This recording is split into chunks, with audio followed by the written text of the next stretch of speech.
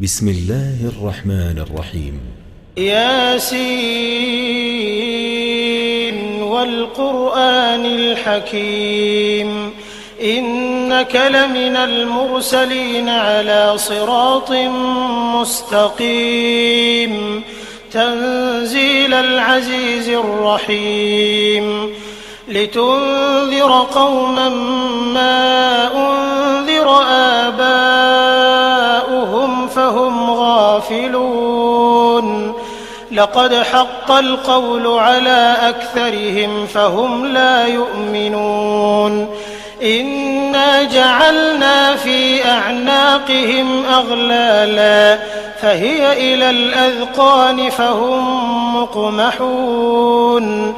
وجعلنا من بين أيديهم سدا ومن خلفهم سدا فأغشيناهم فهم لا يبصرون وسواء عليهم أأنذرتهم أم لم تنذرهم لا يؤمنون إنما تنذر من اتبع الذكر وخشي الرحمن بالغيب فبشره بمغفرة وأجر كريم إنا نحن نحيي الموتى ونكتب ما قدموا وآثارهم وكل شيء أحصيناه في إمام مبين واضرب لهم مثلا أصحاب القرية إذ جاءها المرسلون إذ أرسلنا إليهم 2 فكذبوهما فعززنا بثالث فقالوا إنا إليكم مرسلون قالوا ما أنتم إلا بشر مثلنا وما أنزل الرحمن من شيء إن أنتم إلا تكذبون قالوا ربنا يعلم إنا إليكم لمرسلون وما علينا إلا البلاغ المبين قالوا إنا تطيرنا بكم لئن لم تنتهوا لنرجمنكم وليمسنكم منا عذاب أليم قالوا طائركم معكم أئن ذكرتم بل أنتم قوم مسرفون وجاء من أقصى المدينة رجل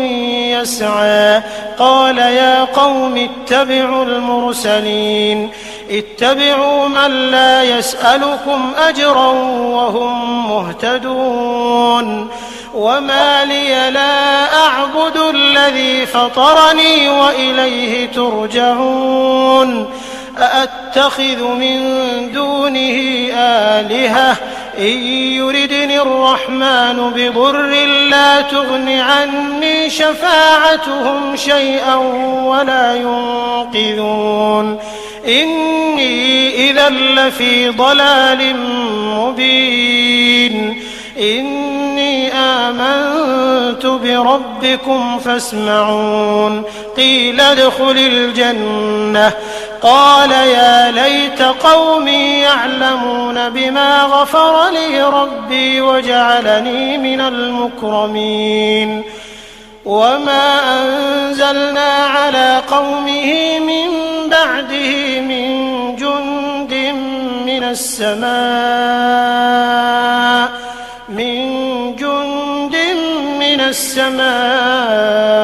وما كنا منزلين إن كانت إلا صيحة واحدة فإذا هم خامدون يا حسرة على العباد ما يأتيهم من رسول إلا كانوا به يستهزئون ألم يروا كم أهلكنا قبلهم من القرون أنهم إليهم لا يرجعون وإن كل لما جميع لدينا محضرون وآية لهم الأرض الميتة أحييناها وأخرجنا منها حبا فمنه يأكلون وجعلنا فيها جنات من نخيل وأعناب وفجرنا فيها من العيون ليأكلوا من ثمره وما عملته أيديهم أفلا يشكرون سبحان الذي خلق الأزواج كلها مما تنبت الأرض ومن أنفسهم ومما لا يعلمون وآية لهم الليل نسلخ منه النهار فإذا هم مظلمون والشمس تجري لمستقر لها ذلك تقدير العزيز العليم والقمر قدرناه منازل حتى عاد كالعرجون القديم لا الشمس ينبغي لها أن تدرك القمر ولا الليل سابق النهار وكل في فلك يسبحون وآية لهم أنا حملنا ذريتهم في الفلك المشحون وخلقنا لهم من مثله ما يركبون وإن نشأ نغرقهم فلا صريخ لهم ولا هم ينقذون إلا رحمة منا ومتاعا إلى حين وإذا قيل لهم اتقوا ما بين أيديكم وما خلفكم لعلكم ترحمون وما تأتيهم من آية من آيات ربهم إلا كانوا عنها معرضين وإذا قيل لهم أنفقوا مما رزقكم الله قال الذين كفروا للذين آمنوا أنطعم من لو يشاء الله أطعمه إن أنتم إلا في ضلال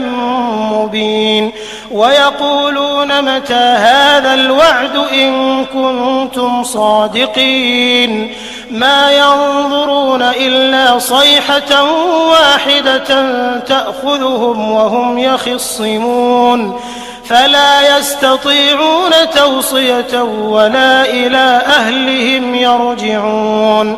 ونفخ في الصور فإذا هم من الأجداث إلى ربهم ينسلون قالوا يا ويلنا من بعثنا من مرقدنا هذا ما وعد الرحمن وصدق المرسلون إن كانت إلا صيحة واحدة فإذا هم جميع لدينا محضرون فاليوم لا تظلم نفس شيئا ولا تجزون إلا ما كنتم تعملون